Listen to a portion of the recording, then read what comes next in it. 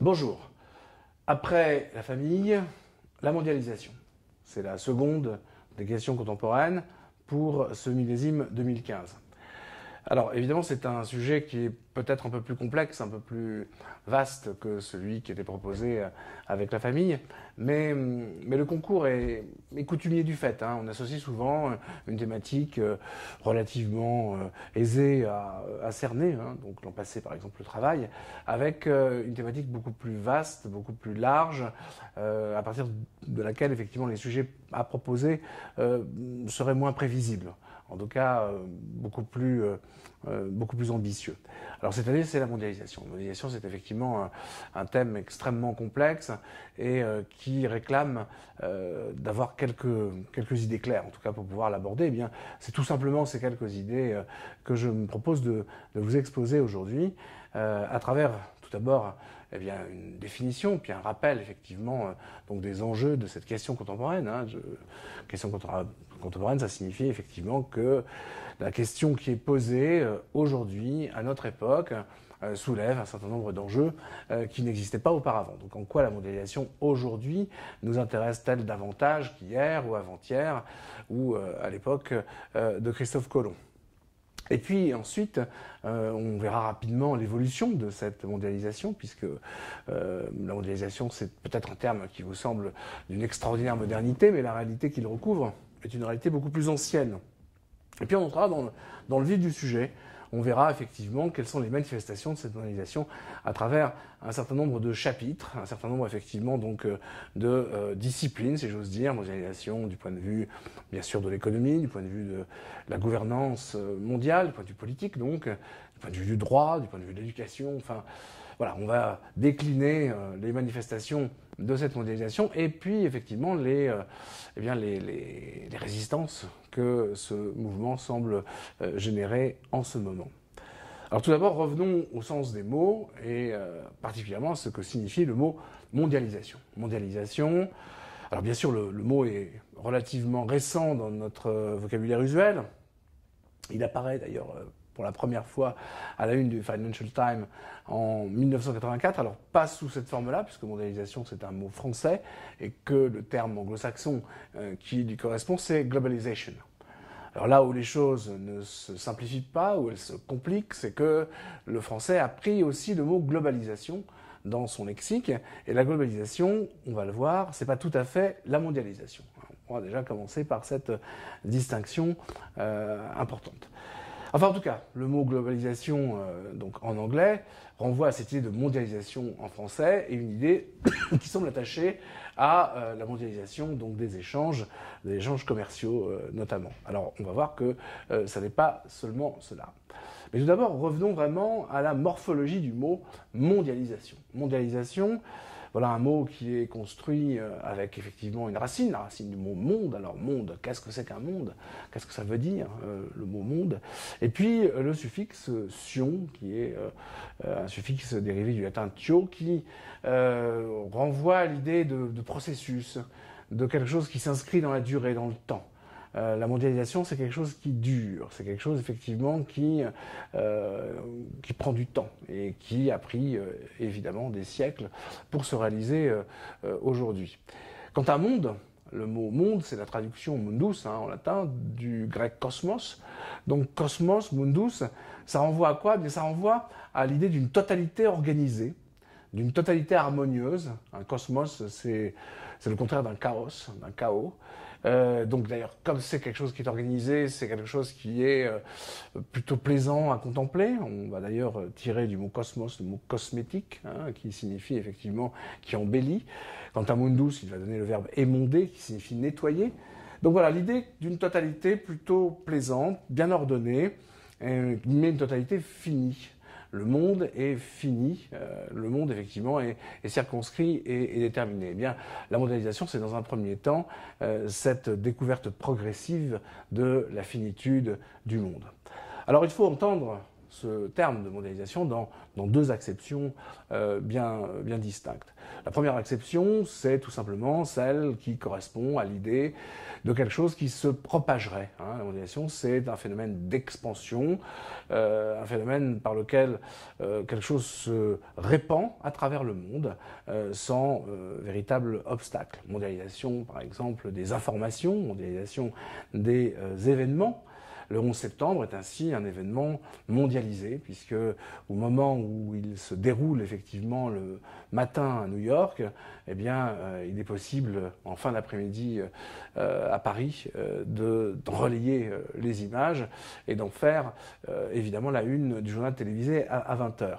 Le monde entier est quasiment en direct au courant de ce qui se passe donc dans le centre de New York le 11 septembre 2001. Voilà le premier sens du mot mondialisation. Et donc par conséquent, la mondialisation renvoie évidemment à une sorte de tendance qui paraît saisir toutes les activités humaines, qui est une tendance à se développer, à se transmettre à travers l'ensemble des frontières, de façon à devenir véritablement mondiale. Maintenant, le mot a une acception plus réduite. C'est aussi tout simplement la généralisation à l'échelle du monde des relations internationales, tant dans le domaine politique que dans le domaine économique ou bien le domaine culturel. Alors, à côté de cette acception double de mondialisation, quid de la globalisation? Qu'est-ce qu'on appelle en français la globalisation? Alors si la mondialisation est un processus, si la mondialisation est un mouvement multiséculaire, une évolution, une tendance, que sais-je, la globalisation en revanche, c'est plutôt un état ou plutôt une façon de voir les choses, une façon de saisir un phénomène sur le plan global et non plus sur le plan local. Il y a donc quelque chose de beaucoup plus statique qui est inhérent à l'idée de globalisation, quand le mot mondialisation, en revanche, est fondamentalement dynamique. Alors cette dynamique de la mondialisation, on peut se demander si ça n'est pas la dynamique de l'histoire. Est-ce que finalement le sens de l'histoire n'irait pas dans la direction de cette expansion à l'échelle du monde d'un certain nombre de valeurs, comme par exemple les droits de l'homme, d'un certain nombre de régimes politiques, comme par exemple la démocratie libérale, d'un certain nombre de convictions économiques, comme par exemple le libéralisme économique. Voilà. Est-ce que le sens de l'histoire, ça n'est pas justement la mondialisation? En tout cas, c'est la thèse que se propose de soutenir un philosophe américain en 1992 et qui s'appelle Francis Fukuyama. Et il est vrai que dans cet ouvrage intitulé « La fin de l'histoire et le dernier des hommes », Fukuyama reprend à son compte la plupart des prophéties qui ont été formulées par les histoires universelles, que ce soit celle de Bossuet, celle de Kant, celle de Hegel ou Marx, pour rappeler qu'effectivement, il y a une tendance dans la pensée occidentale à s'efforcer de saisir ce qui pousse dans un sens unique, qui organiserait donc tous les événements les uns par rapport aux autres. Eh bien, à regarder de près ce qui s'est produit, dit Fukuyama, on a en effet le sentiment que tous ces événements convergent vers une unification, une universalisation, on va dire, de ce modèle, par exemple celui de la démocratie libérale, à travers le monde, la mondialisation comme sens de l'histoire. Sauf que Fukuyama lui-même va connaître un détracteur l'année suivante dans Foreign Affairs. Samuel Huntington publiera un article qui deviendra très célèbre, Clash of Civilizations, dans lequel effectivement il explique que cette euphorie mondialisante eh bien, n'est pas très réaliste et qu'elle est vite contrariée par un mouvement de heurt, de choc, au lieu de s'unifier, au lieu effectivement de fondre les unes dans les autres au service en effet d'une sorte de solution mondiale totalement synthétique, eh bien les cultures, les civilisations vont s'affirmer dans leur spécificité, dans leur particularisme et nous promettent effectivement donc un avenir fait de choc, fait de heurt et fait de guerre. Alors, on peut le comprendre à travers ces deux textes qui sont des grands classiques de la pensée philosophique très contemporaine, le texte de Fukuyama en 92 et le texte de Huntington en 93, donc bien avant le 11 septembre, et évidemment préfigurant probablement aux yeux de certains la guerre contre le terrorisme qui sera menée par les démocraties occidentales après le 11 septembre, eh bien, on voit bien comment ces deux textes qui vont s'opposer peuvent marquer certainement l'axe majeur de notre problématique. C'est-à-dire que si on observe en effet, et on va le voir à travers les différentes disciplines que nous allons analyser, si on observe en effet une tendance à l'universalisation, une tendance, voire à l'uniformisation d'ailleurs, en revanche, on s'aperçoit qu'aujourd'hui, et c'est peut-être cela qui en fait une question contemporaine, eh bien ce mouvement de mondialisation paraît soulever un certain nombre de difficultés, rencontre des obstacles, connaît un vrai ralentissement, au point d'ailleurs que des gens comme Sapir parlent de démondialisation. Bref, un retour du local qui prendrait sa revanche sur le global, une façon pour le particulier de réaffirmer sa suprématie sur le général, et donc par conséquent qui ferait de la mondialisation quelque chose qui relèverait on va dire de l'illusion, ou en tout cas de l'erreur de perspective. Alors ce mouvement d'expansion à travers le monde, cette propagation, cette vague donc, qui va traverser le monde, eh bien, elle ne commence pas avec les temps modernes, ni avec l'époque contemporaine. Ce n'est pas vraiment une question contemporaine, la mondialisation. Puisque on voit très vite, en effet, les hommes chercher à traverser les territoires, s'affranchir des frontières et chercher à étendre leur influence à travers le monde. On peut tout à fait envisager de ce point de vue-là comme ancêtre de la mondialisation que nous connaissons par exemple les empires. Évidemment, l'Empire romain est un bel exemple de quête mondialisante, puisque l'Empire romain s'efforce de s'étendre, donc le plus largement possible à partir de ce centre qu'est Rome, de façon effectivement donc à finir par recouvrir à un moment donné l'ensemble des terres connues, à tel point d'ailleurs que les latinistes le savent bien, la Méditerranée porte le nom pour les latins de Mare Nostrum, notre mer, une sorte de lac intérieur, tant les Romains avaient le sentiment que les terres qui entouraient donc la Méditerranée étaient leur propre territoire.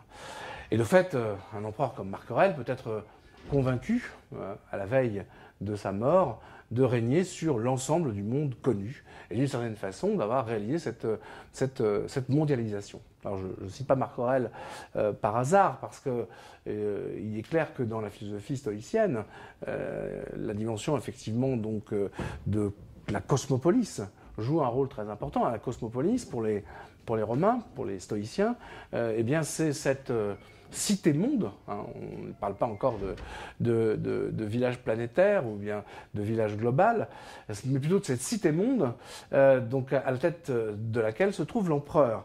Et si les stoïciens ont le sentiment d'un cosmos ordonné, à l'intérieur duquel chacun doit trouver sa place, à l'intérieur duquel chacun doit accepter de figurer à sa place, c'est bien parce que l'expérience politique qu'ils ont de ces territoires, eh bien une expérience, on va dire, mondiale.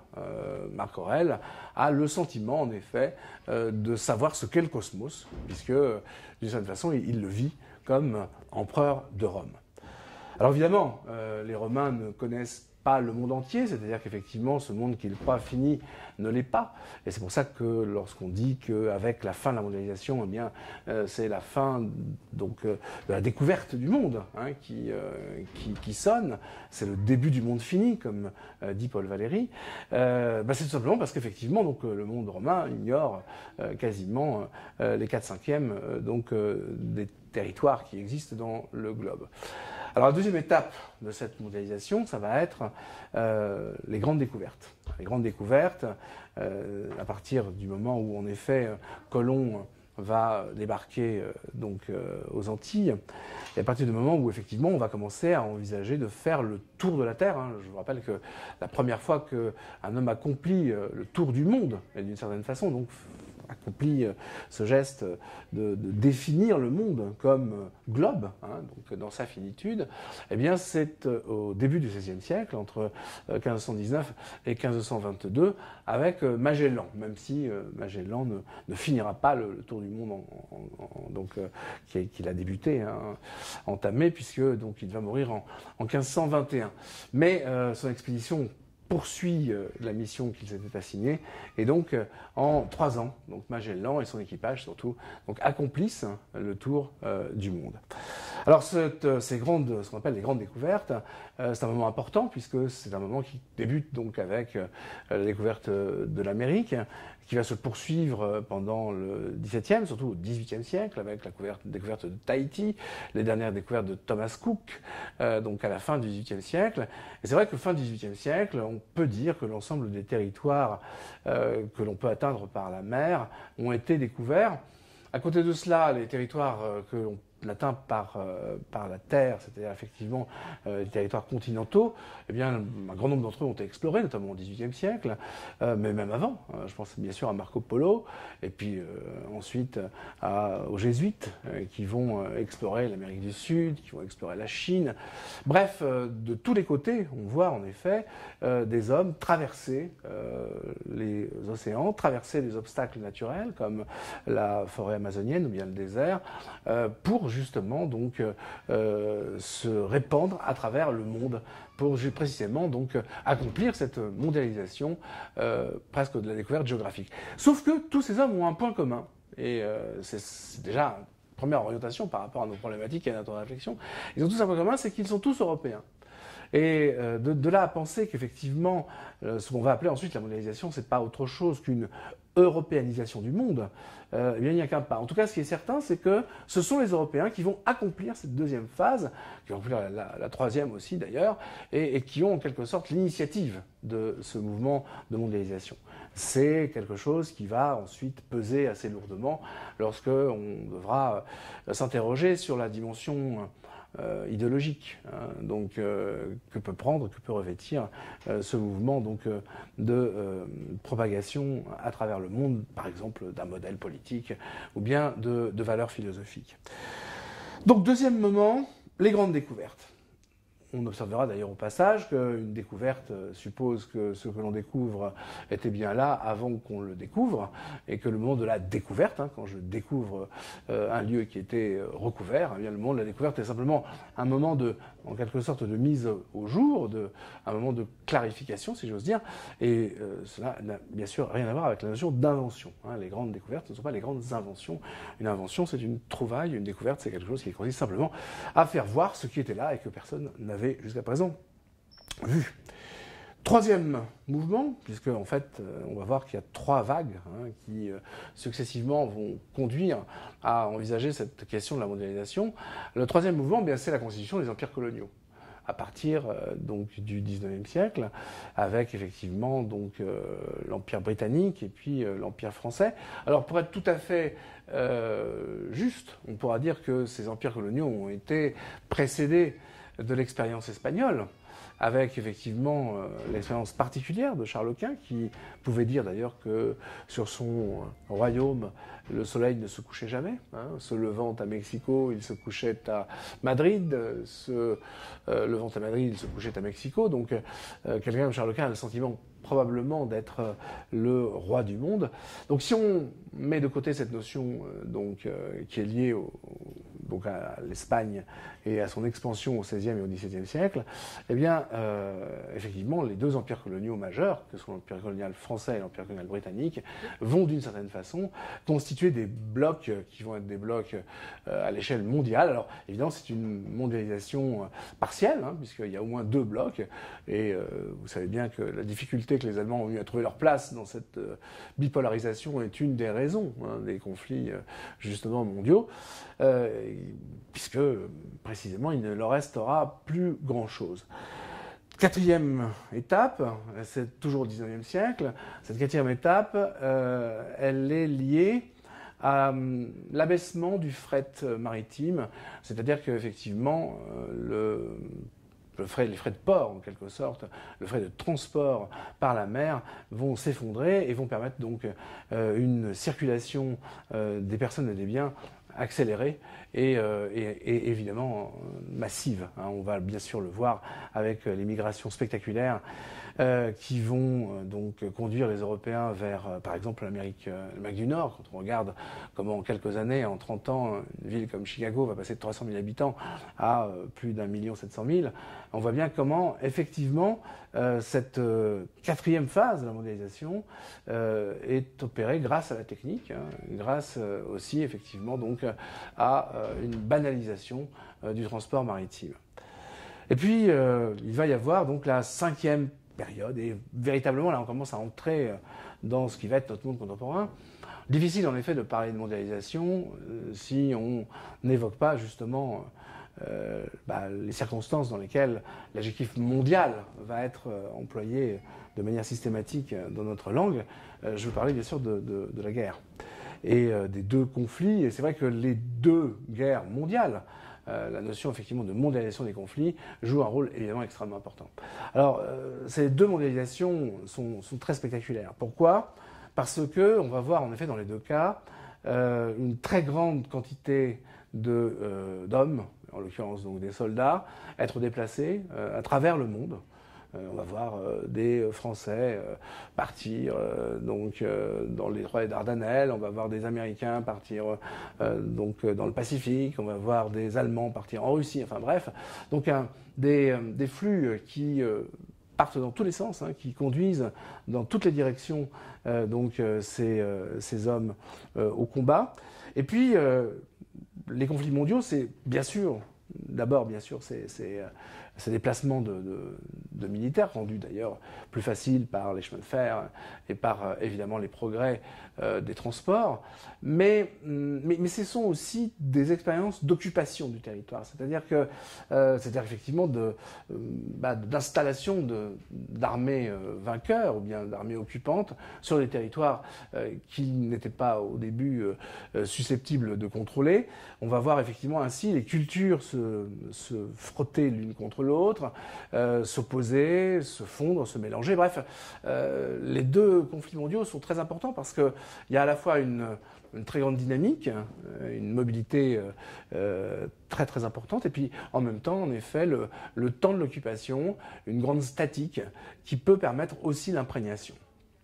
Voilà pourquoi il est d'usage de considérer la sixième époque, celle que nous connaissons, comme étant une époque d'accélération de la mondialisation, donc une accélération depuis 1945, où les États vont manifester le désir, justement, d'accélérer cette mondialisation, en particulier dans le domaine commercial et dans le domaine financier. Ce sera effectivement donc cette première mondialisation que nous observerons, donc la mondialisation des échanges. Ensuite, on s'interrogera sur la réalité de la mondialisation, non plus des marchandises, mais plutôt effectivement des valeurs, et notamment des valeurs juridiques, la question du droit, la question des normes, et notamment, évidemment, au cœur de cela, la question des droits de l'homme. En troisième point, on abordera la question de la gouvernance mondiale. Est-ce que cette mondialisation est politique ou bien est-ce que cette mondialisation politique est restreinte ? L'écologie. Y a-t-il une réflexion mondialisée sur la question du développement durable ? Peut-il en être autrement d'ailleurs ? Et puis enfin, donc, nous aborderons la culture. Va-t-on vers une culture mondiale ? Pour chacun de ces chapitres, on procédera à un état des lieux qui examinera à la fois ce qui va dans le sens de la mondialisation, mais peut-être aussi quels sont les premiers freins qui apparaissent et quels sont effectivement les effets de perspective un peu originaux qui pourraient permettre de nuancer ce constat du tout mondialisme, si vous voulez, plus ou moins euphorisant, qui, par exemple, s'efforce d'ignorer que aujourd'hui, un pays comme la France échange comme jamais il n'a échangé avec non pas le lointain, non pas avec des partenaires qui seraient donc à l'autre bout du monde, mais bien plutôt avec le prochain, c'est-à-dire effectivement ces partenaires frontaliers. Notre premier partenaire économique, c'est l'Allemagne, suivi de près par l'Italie, l'Espagne. Bref, notre mondialisation à nous, sur le plan économique, se joue beaucoup avec nos frontaliers. Donc voilà, on peut poser la question de savoir si, au fond, on n'est pas dans un abus de langage. Voilà, donc un menu assez copieux et qui va demander pas mal de nuances. Parce que, d'ailleurs, ce terme de mondialisation fourre un peu tout et son contraire. On a tendance à, effectivement, plaquer parfois des peurs ou bien des préjugés ou bien d'aller un petit peu vite. Donc, il sera très important d'être précautionneux, en tout cas de faire très attention à ce que l'on affirme. Alors, je vous propose donc tout d'abord de voir ce que tout le monde s'attend à voir, c'est-à-dire la mondialisation des échanges.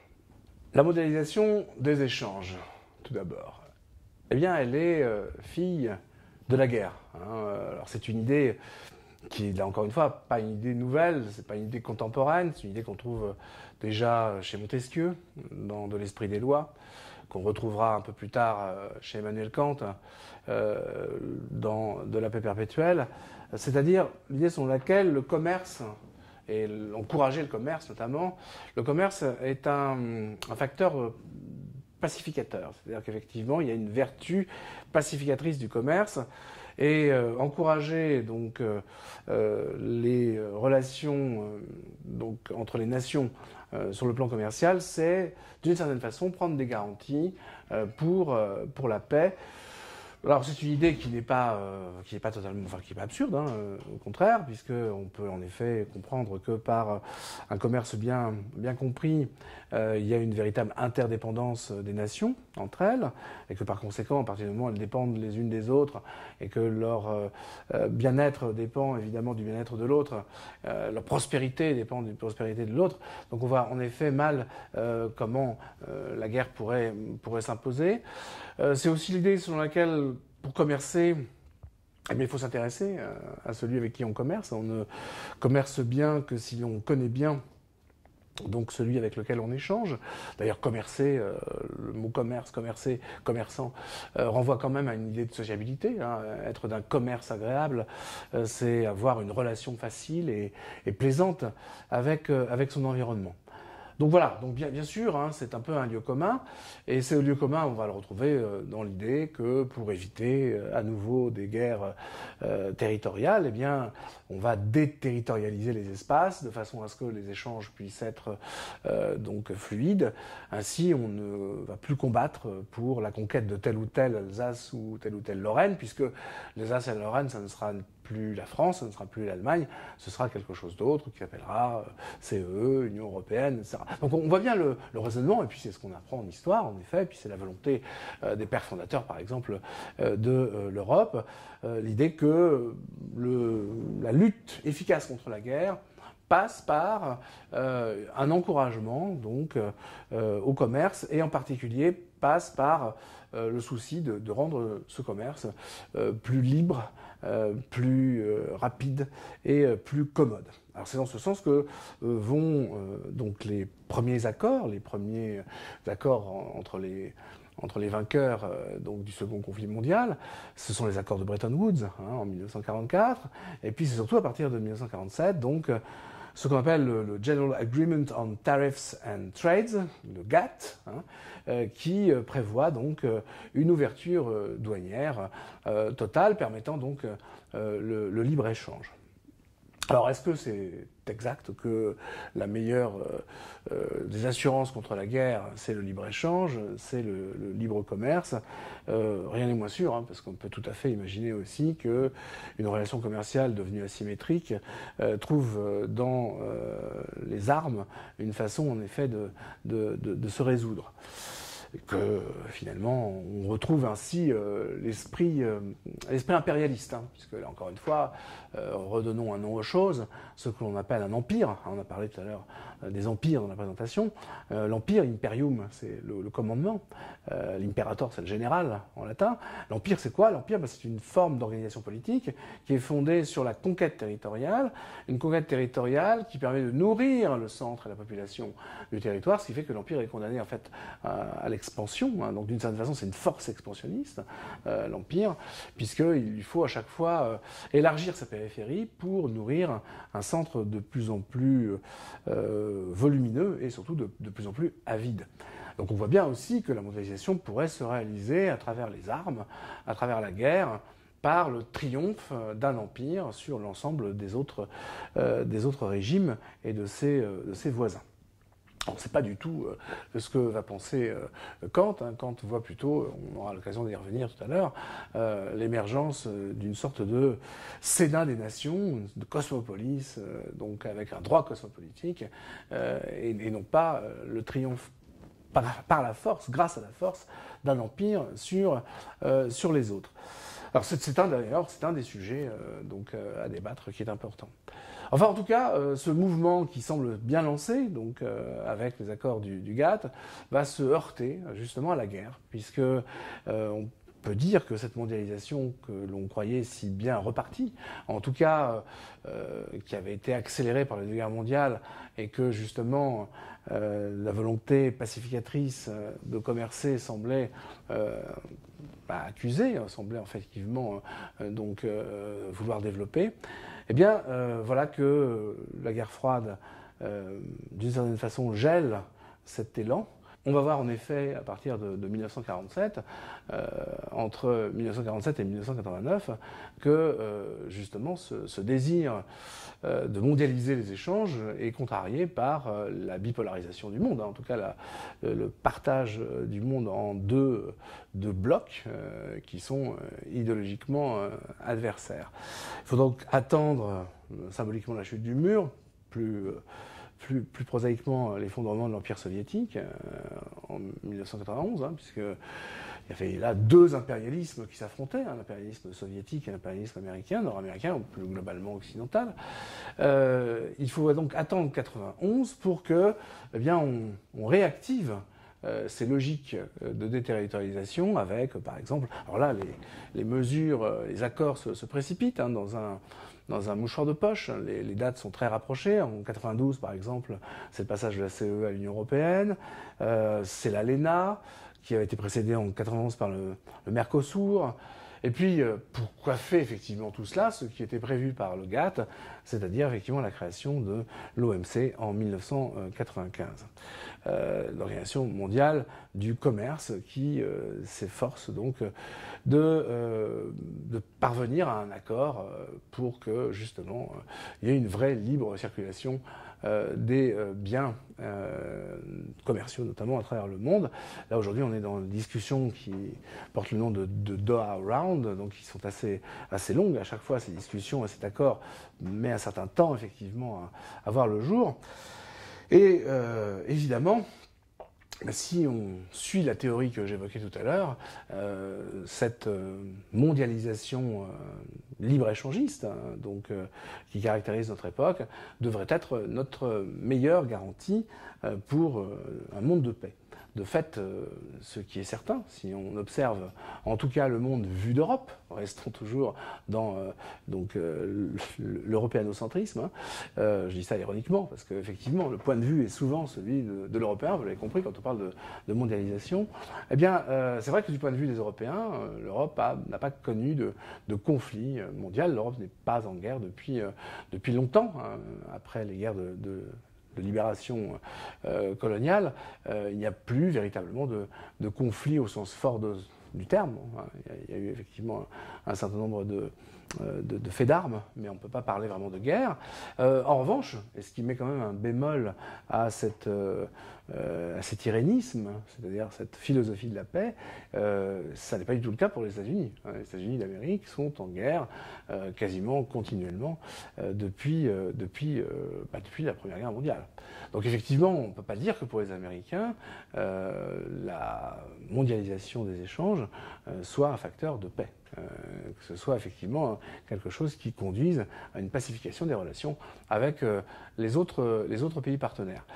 Néanmoins, il y a un point qu'un certain nombre d'observateurs et de politologues observent, c'est que l'Empire américain, qui semblait donc s'imposer avec cette Pax Americana du lendemain de la Seconde Guerre mondiale, eh bien l'Empire américain semble être fissuré, et aujourd'hui, c'est ce qu'Emmanuel Todd dit, après l'Empire, eh bien les Américains n'ont plus les moyens d'imposer leur impérium sur l'ensemble du monde, et donc par conséquent la mondialisation ne sera pas américaine, contrairement à ce que certains clichés peuvent laisser croire.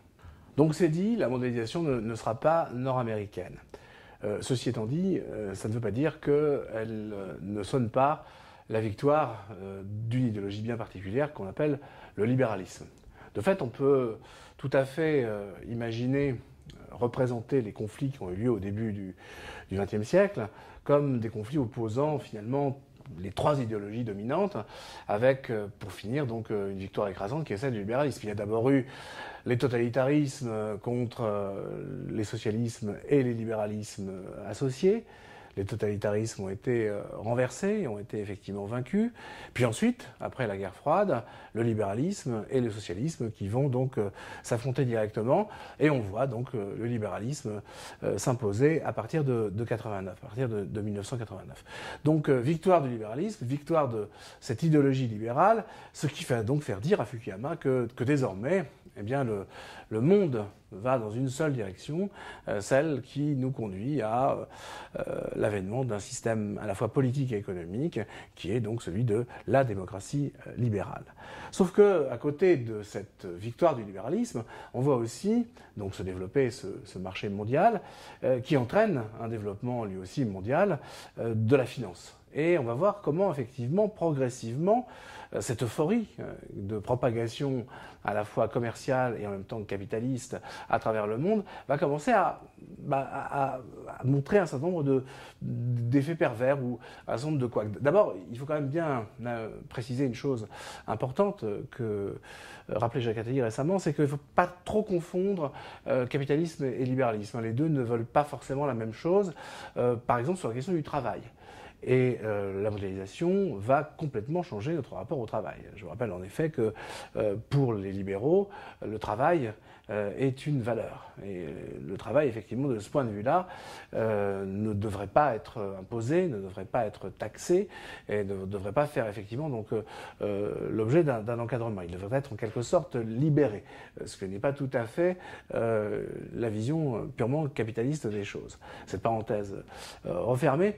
Donc revenons à notre évolution, et donc on va voir se mettre en place un certain nombre de manifestations, d'échanges qui vont consacrer donc cette mondialisation du commerce et de la finance. Alors il y a un forum qui est emblématique de ce triomphe et de cette volonté d'échanger parmi les vainqueurs sur justement ce qui fait cette mondialisation, c'est le Forum économique mondial.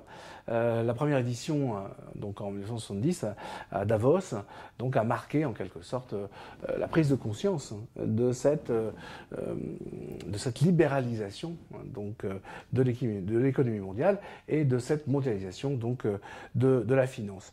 Ça veut dire quoi? Ça veut dire que se met en place un processus de transformation finalement du rapport au monde. Je pense à un exemple, parmi d'autres, que les étudiants en ES connaissent bien, la titrisation par exemple.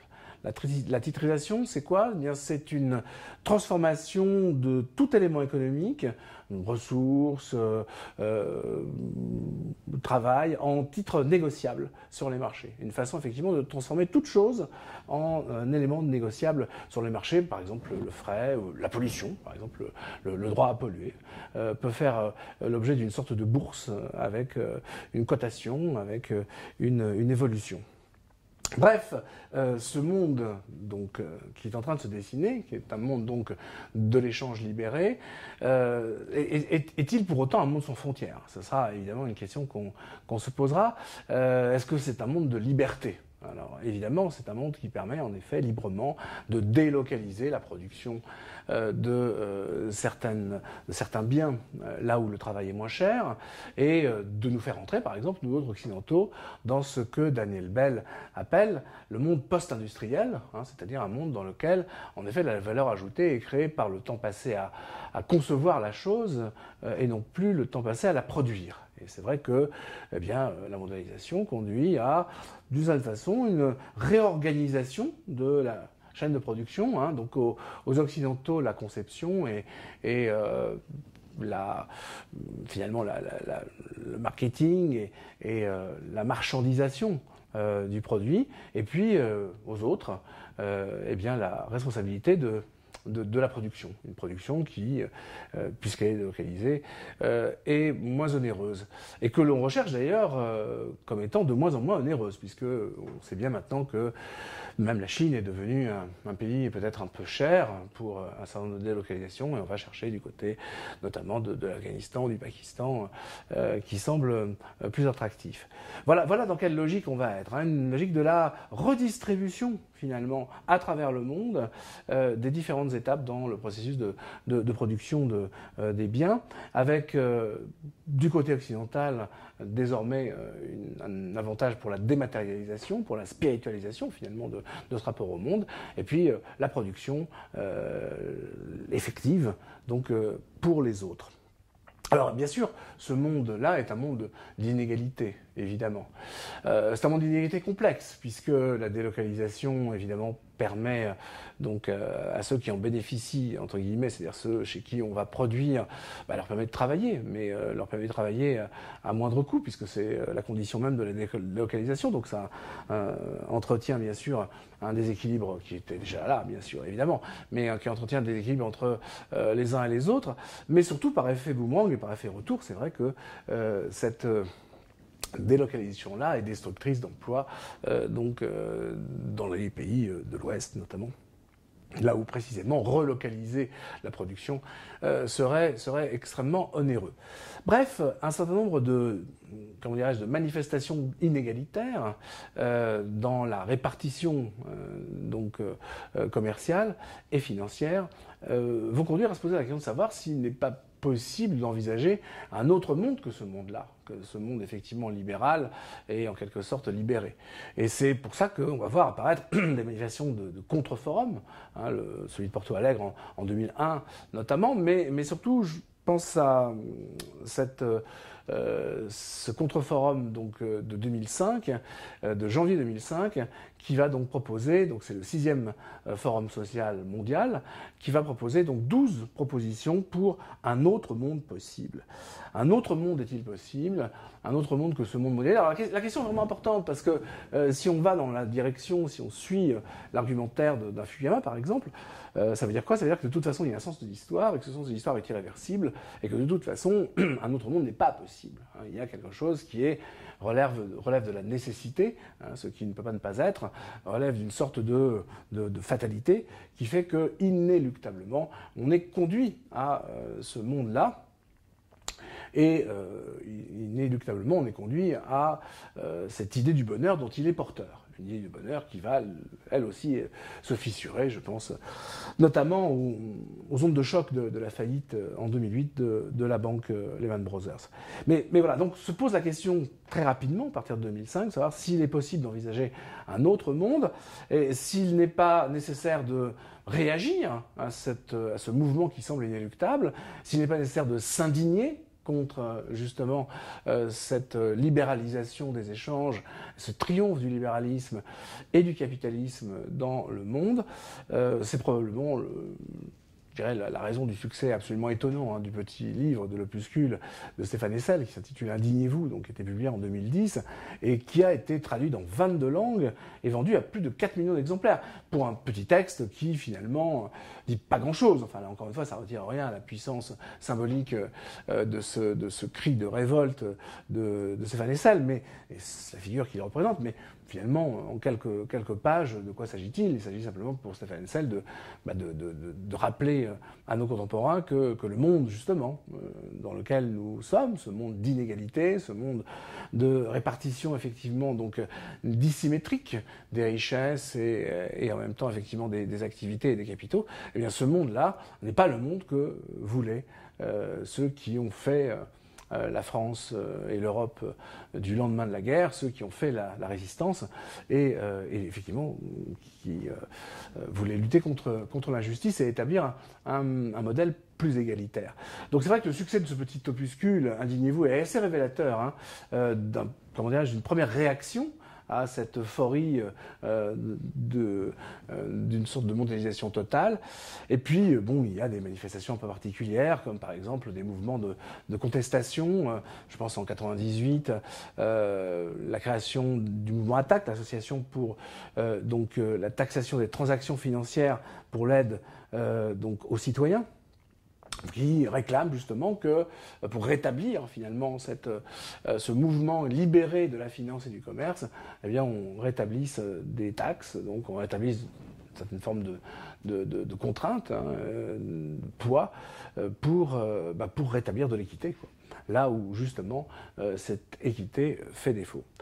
Mais cette mondialisation du commerce et de la finance, en réalité, il serait très difficile de chercher à la régler sans corréler à cette mondialisation-là une autre mondialisation qui, elle, est beaucoup plus problématique, qui est la mondialisation du droit. Parce que finalement, quand on évoque la question du travail, quand on dit que la mondialisation, évidemment, redistribue notre rapport au travail, c'est vrai, mais elle nous renvoie aussi au droit du travail dans les différents pays qui font le monde.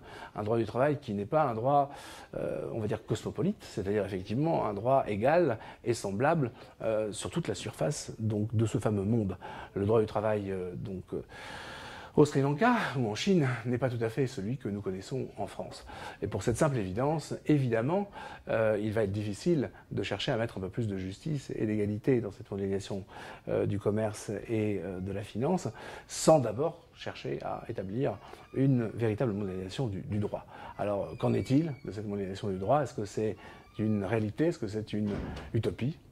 Eh bien, c'est ce que nous allons voir dans quelques instants. Alors, qu'en est-il de la mondialisation des normes, des règles de droit, par exemple, qui pourraient effectivement encadrer l'exercice réel de la mondialisation des échanges, par exemple.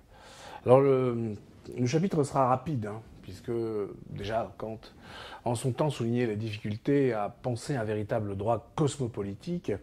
Alors un droit cosmopolitique, ça veut dire quoi? Ça ne veut pas dire un droit effectivement international, ça n'a absolument rien à voir.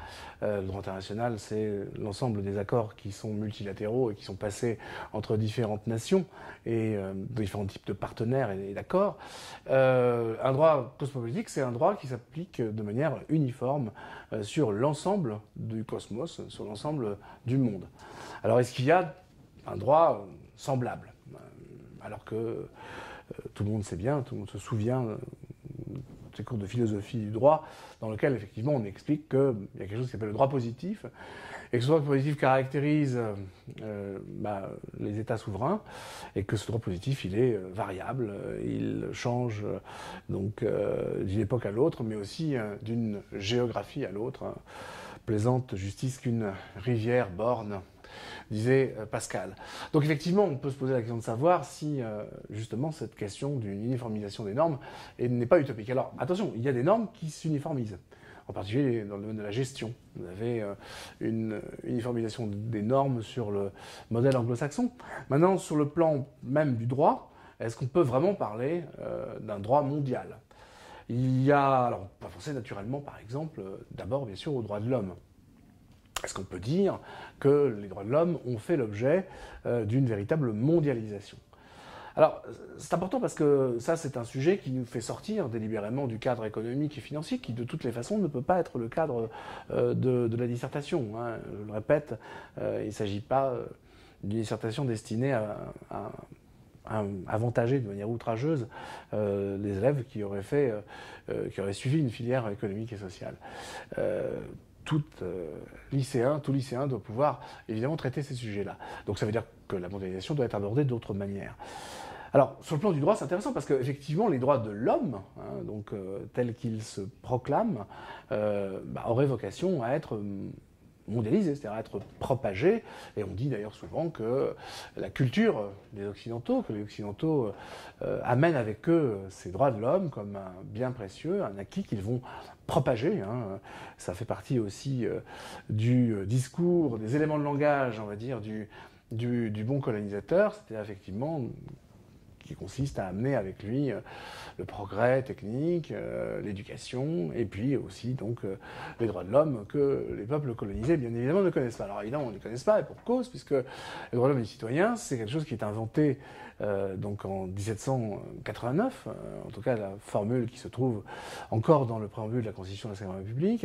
Alors il y a plusieurs versions, bien sûr, en 91 il y en a une, il y a d'autres déclarations, une déclaration universelle par exemple, après la guerre, évidemment, mais on revient toujours sur ce concept de droit de l'homme, qui est un concept que l'on doit donc à, alors probablement au-delà même des révolutionnaires français, à des penseurs et des philosophes européens, puisque difficile d'exonérer de toute responsabilité dans cette affaire, la Glorious Revolution des Anglais, le Bill of Rights par exemple, et puis effectivement ensuite la Constitution américaine, enfin la Déclaration de Philadelphie plutôt. Donc c'est vrai qu'il y a un ensemble de textes qui mettent en avant l'idée qu'il doit exister des droits qui ne sont pas positifs, qui ne sont donc pas historiques, qui ne sont pas contingents, qui ne sont donc pas dépendants de tel ou tel événement ou de tel ou tel aspect des choses, et qui sont simplement commandés par le simple fait qu'on a devant soi un homme. Pour reprendre le début donc de la phrase, ou le titre, très beau titre de Primo Levi, si c'est un homme. Eh bien, si c'est un homme, il a des droits. Il a des droits inhérents au fait qu'il est un homme. Alors, bien sûr, c'est une position philosophique, c'est une position évidemment que nous partageons tous, mais qui a une origine historique, hein, évidemment, qui va être imposée par l'histoire, hein, Nuremberg bien sûr, mais surtout après Nuremberg, avant le procès Eichmann, et la notion de crime contre l'humanité, hein, qui vont aller dans le sens que, justement, parce que l'homme a des droits, eh bien, on peut remarquer des actes qui violent ces droits de l'homme, ces droits donc qui sont liés à son humanité, à sa dignité. Donc nous pouvons bien sûr le reconnaître, sauf que nous reconnaissons formellement qu'il y a des droits. Maintenant, quels sont-ils ? Qui va décréter dans le détail, qui va énumérer ces droits naturels de l'homme ? La déclaration de 89 le fait. Hein, les droits naturels de l'homme sont, et puis on a effectivement 4 droits. La liberté, la propriété, la sûreté, la résistance à l'oppresseur. Pourquoi ces 4-là ? Alors on peut argumenter, on trouve l'argumentaire philosophique chez Locke, hein, à chaque fois. La propriété, d'ailleurs, à entendre au sens extrêmement large, voire métaphysique. Mais bon, pourquoi pas d'égalité ? Pourquoi d'ailleurs l'égalité apparaît-elle dans une autre déclaration alors que la propriété disparaît ? Enfin bref, si formellement ces droits de l'homme nous semblent pouvoir être reconnus universellement, en revanche, leur contenu, eh bien, il est daté, il est historique, et prétendre l'imposer à ceux qui n'ont pas la même histoire que la nôtre, on peut comprendre que cela puisse paraître comme étant fondamentalement abusif. On est évidemment là ici dans la question des valeurs, on est ici dans la question de la diversité de ces valeurs et de la difficulté qu'il y a véritablement à considérer que les valeurs que l'on porte, ce sont les valeurs de l'homme. Enfin, il y a quelqu'un qui s'appelait Claude Lévi-Strauss, qui a très bien expliqué ça, hein, avec la notion d'ethnocentrisme, en disant qu'effectivement, l'ethnocentrisme, eh bien, c'est la tendance naturelle de toute ethnie, de tout peuple, à considérer qu'il est l'homme, qu'il est effectivement le référent, à partir duquel, évidemment, il sera facile de distinguer ce que les autres ne sont pas. Je suis un homme, et toi qui n'es pas moi, qui n'appartiens pas à mon ethnie, eh bien tu n'es pas tout à fait un homme. Donc, alors tu peux être un sous-homme, tu peux être un non-homme, tu peux être un non-vivant. Enfin, bref, il y a toute une série de possibles. Un barbare, hein, ça commence comme ça avec les Grecs, hein, qui désigne évidemment l'autre dans sa radicalité comme étant un barbare, celui qu'on ne comprend pas, celui qui fait des barabara, hein, donc des drôles de bruit avec sa bouche. Bref, la question de la relativité des valeurs emporte quand même globalement notre réflexion sur l'universalisation des droits de l'homme et finalement l'idée que, au fond, ces droits de l'homme, lorsqu'on brandit leur contenu, peuvent servir assez facilement de prétexte pour justifier telle ou telle ingérence dans donc effectivement les affaires qui seraient celles d'un État souverain. Alors, je l'évoquais tout à l'heure, il y a la question effectivement du crime contre l'humanité. Il existe donc depuis 2002 une Cour pénale internationale. Alors c'est pas la même chose que le tribunal pénal international, TPI. Le tribunal, il y a un tribunal à chaque fois qu'il y a une affaire de génocide à aborder. Il existe 2 tribunaux aujourd'hui. Il y en a un encore à La Haye qui règle la question des crimes de guerre en Serbie. Et puis il existe un autre en Tanzanie qui règle la question du génocide rwandais. Mais effectivement, ces 2 tribunaux dépendent d'une Cour pénale internationale qui est aujourd'hui finalement la seule manifestation concrète et réelle de ce qui pourrait être un droit mondialisé.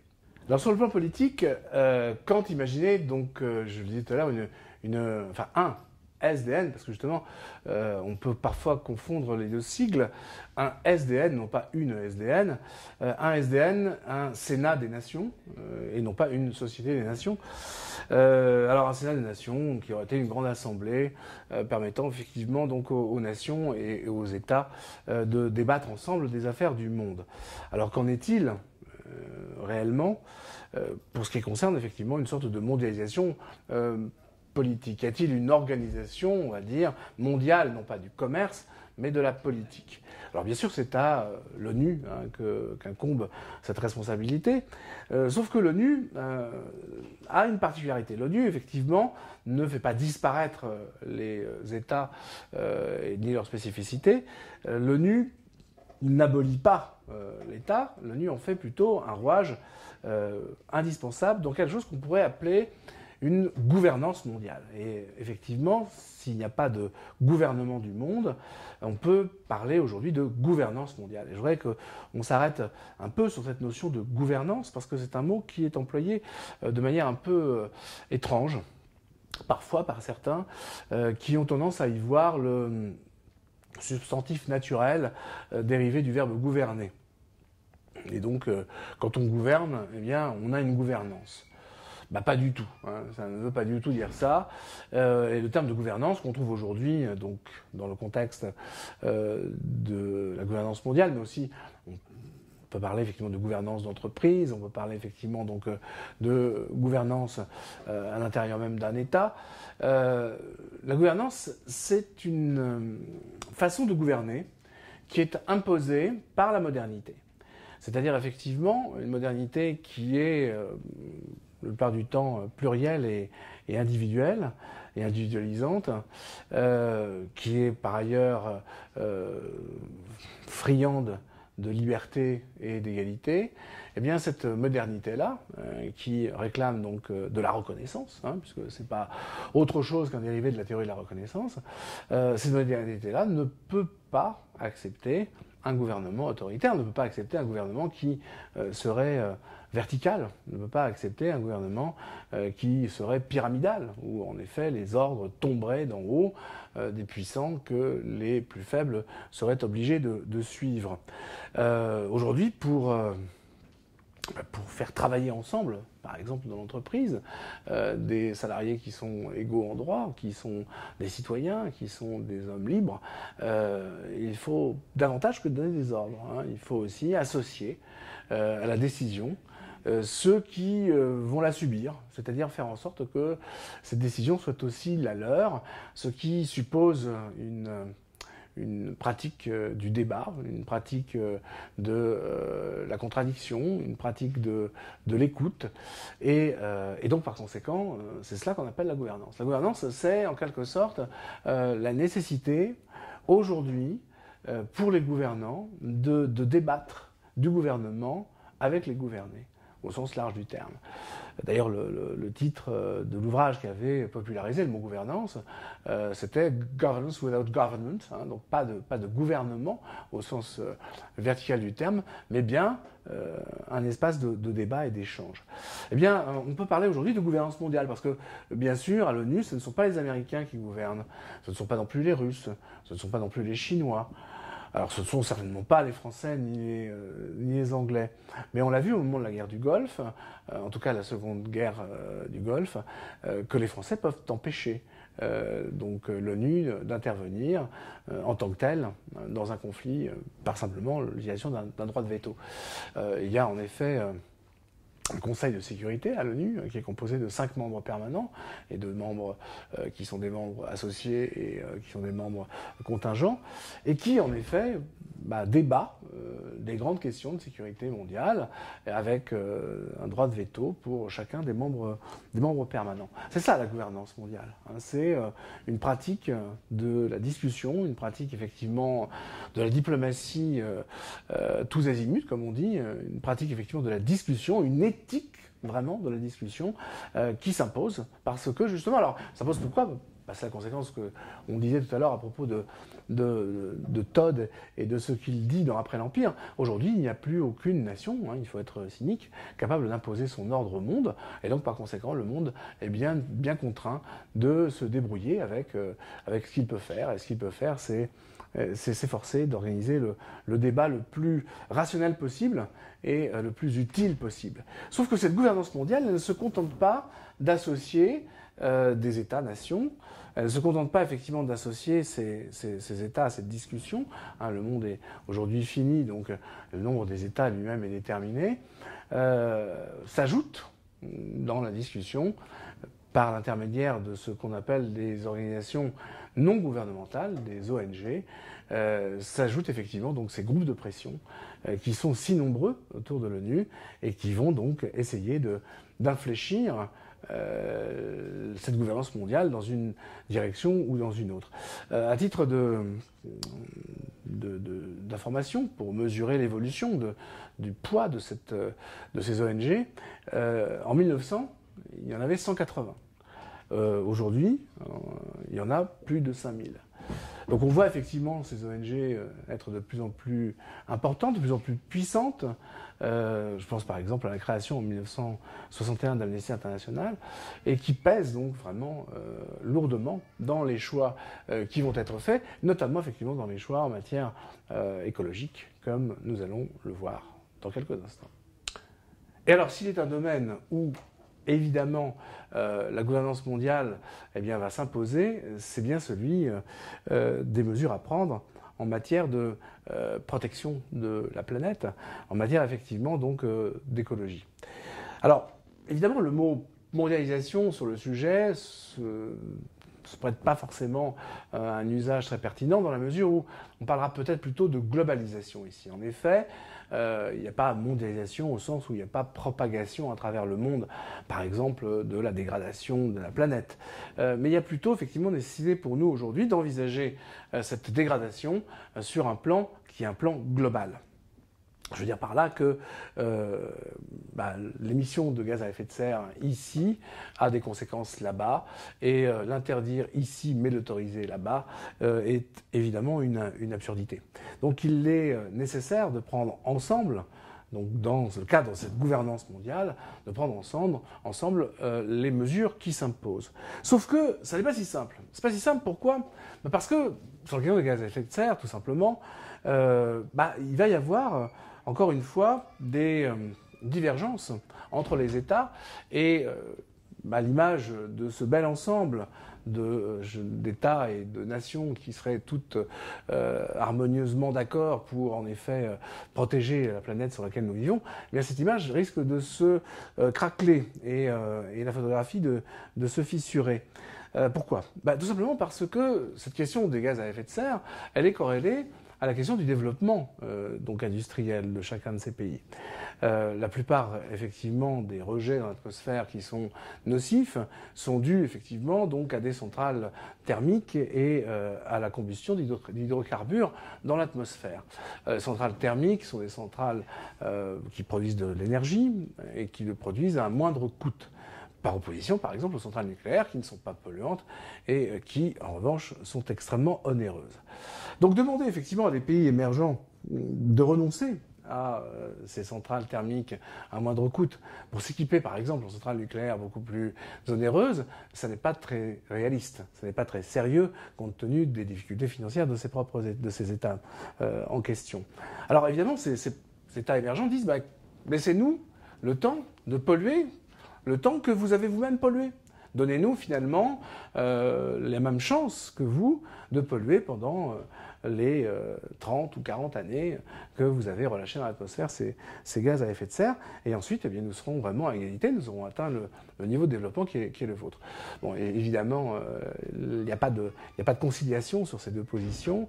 Et on voit bien comment, en effet, des inégalités de fait, en termes d'équipement, par exemple, et évidemment en termes de développement industriel, ces inégalités donc ressurgissent. Et comment, au fond, cette image d'un monde qui serait, donc disais-je, parfaitement unifié, un beau cosmos, un joli cosmos bien cosmétique, et bien comment cette image évidemment ne tient pas la distance, et comment effectivement on voit donc réapparaître eh bien les intérêts particuliers, on voit réapparaître les avantages locaux, et on voit comment effectivement le global finit par s'estomper derrière donc l'affirmation du local. Et la culture. Et la culture, eh bien, on peut aborder la question de la culture de trois façons. D'abord, revenir à ce que nous avons déjà pointé ici et là, c'est-à-dire l'existence d'une organisation mondiale qui prend en charge une réflexion sur la culture à l'échelle du monde et qui diffuse dans le monde effectivement cette réflexion. En l'occurrence, il s'agit de l'UNESCO, United Nations Educational, Scientific and Cultural Education. Donc effectivement, l'UNESCO a bien une vocation, elle travaille par thématique annuelle. Maintenant, évidemment, elle est dépendante du financement de ses membres, et lorsque les États-Unis retirent leur aide, eh bien, c'est quelque chose qui est vraiment très très lourd de conséquences pour le fonctionnement de cette institution. Maintenant, évidemment, la question de la culture mondiale, c'est pas la question de l'UNESCO, c'est pas le statut de l'UNESCO. Qu'est-ce qu'on entend par culture mondiale ? On peut entendre d'abord la question de savoir s'il y a une langue mondiale, puisque le vecteur de culture, c'est d'abord la langue. On pourrait croire que c'est l'anglais, la langue mondiale. Alors oui, non. C'est vrai qu'il y a effectivement une diffusion de la langue anglaise comme étant effectivement la langue véhiculaire à travers le monde, exactement comme par exemple le grec était la langue officielle de l'Empire romain, contrairement à ce qu'on pourrait croire. Bien sûr. Maintenant, effectivement, c'est un anglais bien particulier, c'est un anglais des affaires, c'est un anglais assez simplifié, c'est pas évidemment un anglais académique, mais c'est un anglais surtout qu'on accompagne aussi de la connaissance des langues locales, et notamment des langues vernaculaires. C'est un fait que pour commercer ou échanger avec, par exemple, la Chine ou avec le Japon, il est indispensable de maîtriser l'anglais. C'est mieux de parler le mandarin et le japonais. Et on voit effectivement aujourd'hui de nombreux étudiants dans les écoles de commerce qui se spécialisent dans l'apprentissage de ces langues parce que la connaissance, bien sûr, d'une langue commune ne peut absolument pas remplacer ce que sous-tend l'intérêt pour la langue particulière de l'autre, celui avec lequel on veut justement entrer en relation. D'autre part, par rapport à cette question de la langue, il y a quand même une tendance qu'on peut observer à l'échelle, cette fois-ci, du globe aujourd'hui, c'est le retour, effectivement, donc des langues locales et des langues régionales. Alors, c'est parce que la France n'a pas complètement achevé le processus de ratification de la charte sur les langues régionales dans l'Union européenne il faut penser que tous les pays sont dans le même état. Non, on voit de plus en plus, en effet, reconnues des langues régionales, des cultures régionales, des littératures régionales. Et une des caractéristiques de notre époque, c'est justement l'affirmation de cette culture enracinée dans le local et dans le territoire, justement. Bertrand Badi, il y a quelques années, justement, dans les années 90, annonçait la fin des territoires dans un ouvrage extrêmement célèbre. Est-ce que c'est vraiment le cas? Est-ce que les territoires ont disparu? Ou bien est-ce qu'ils ne sont pas en train, effectivement, de se reconstituer, notamment par le biais de l'affirmation culturelle, de l'identité culturelle, voire de l'identité religieuse? En effet, ce n'est pas parce que les frontières douanières, en tout cas les barrières douanières ont disparu, que les frontières politiques, elles, disparaissent, que les frontières sociales, elles, disparaissent. Il est évident que ce n'est pas parce que la frontière n'est plus matérialisée qu'elle a pour autant disparu. Donc voilà, à la fin des frontières, rien n'est moins sûr. Le retour des frontières, peut-être. On se souviendra de l'éloge des frontières de Régis Debray, il y a 2 ans, qui en appelait effectivement à la redécouverte de ces frontières qui, pour lui, sont comme l'épiderme, qui laisse passer ou qui filtre justement ce qui vient de l'extérieur et qui permet donc de se protéger et de pouvoir, en effet, affirmer son intégrité et son identité. Sur le plan effectivement culturel, donc le retour à la langue d'origine, l'intérêt, la curiosité effectivement pour le local, l'affirmation des nations, hein, puisqu'on le voit aujourd'hui, l'Europe des nations, c'est quelque chose qui n'est pas du tout obsolète, au contraire, il y a un retour très important de l'Europe des nations, un retour très important effectivement des discours politiques nationalistes, une remise en question justement de la déterritorialisation politique, une façon effectivement de réinvestir donc l'identitaire sur le plan donc du passé, de l'histoire et évidemment du lien linguistique, hein, que l'on pense par exemple aux revendications des russophones en Ukraine récemment. Et puis, évidemment, la culture, c'est la langue, mais c'est aussi la religion. Et là, pour le coup, on voit bien que les lignes de fracture sont encore beaucoup plus nettes et qu'effectivement, les frontières sont encore plus marquées. Alors, est-ce que c'est le triomphe d'Huntington?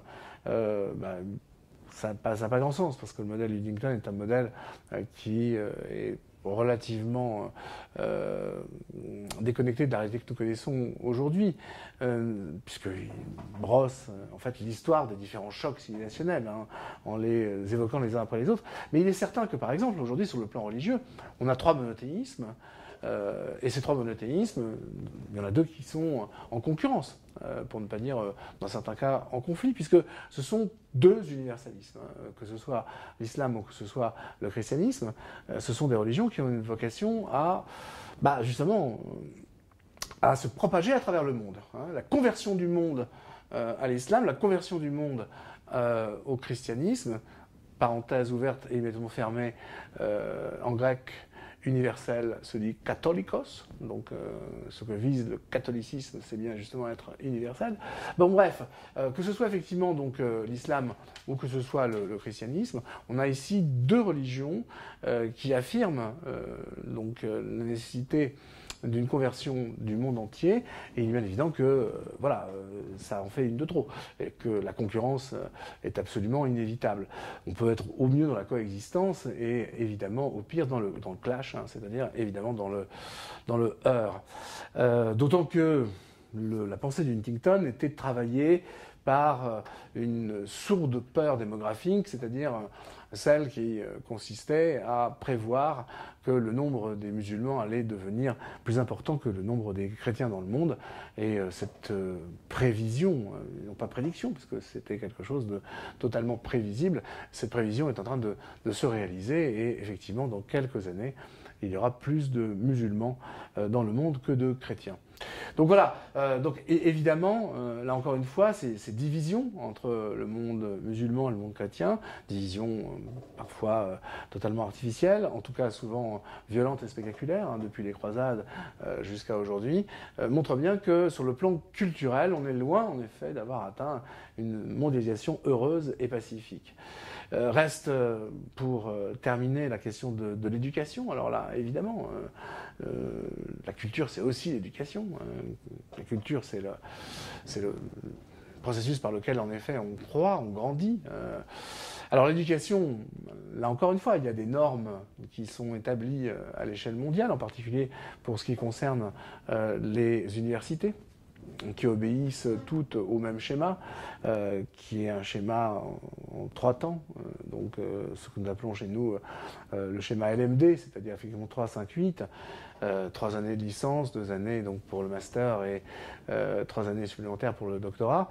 Donc ce schéma, donc 3, 5, 8, permet aux étudiants du monde entier de circuler d'une université à l'autre, de faire leur choix finalement universitaire en fonction d'un nouveau marché. Et en fait, la titrisation, elle revient là, puisque on a un vrai marché, un vrai mercato des universités mondiales, des masters, master c'est autre chose, masters effectivement qui sont proposés ici ou là, avec un classement. Et là évidemment c'est le revers des rankings, des classements qui sont imposés, puisque vous pourrez croire donc à une modélisation mondiale donc de l'enseignement supérieur, avec effectivement des laboratoires de recherche dans toutes les universités, avec des publications qui sont réclamées aux enseignants-chercheurs, etc.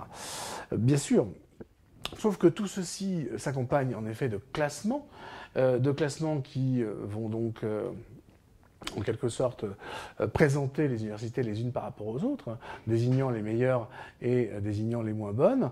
Et lorsque, par exemple, vous avez dans un classement qui s'efforce de mesurer les universités les plus, je pense au classement de Shanghai, par exemple, lorsque vous avez parmi les 20 meilleures universités, en tout cas décrétées comme telles, 20 meilleures universités du monde, 15 universités américaines, on voit bien qu'au fond, cette mondialisation de l'organisation universitaire aboutit d'une certaine façon à une relocalisation de l'excellence universitaire. C'est-à-dire qu'effectivement, pour le coup, il n'y a pas mondialisation, mais il y a bien relocalisation aux États-Unis. C'est dans les facs américaines qu'il faut aller, c'est ça que ça signifie. C'est là où effectivement se trouve l'excellence, c'est là où effectivement donc se trouvent les diplômes et les formations les plus prestigieuses et les plus onéreuses. Donc on voit bien comment, là encore une fois, même si apparemment il y a une harmonisation, en réalité cette harmonisation se traduit par une sorte de concurrence à nouveau et un éclatement, une fragmentation au fond de l'espace universitaire, avec pour résultat des inégalités entre les universités et forcément des inégalités entre les étudiants, ceux qui peuvent donc accéder à ces 15 universités majeures, et puis les autres. Là encore une fois, dissymétrie, asymétrie, inégalité, et en tout état de cause, certainement pas harmonie.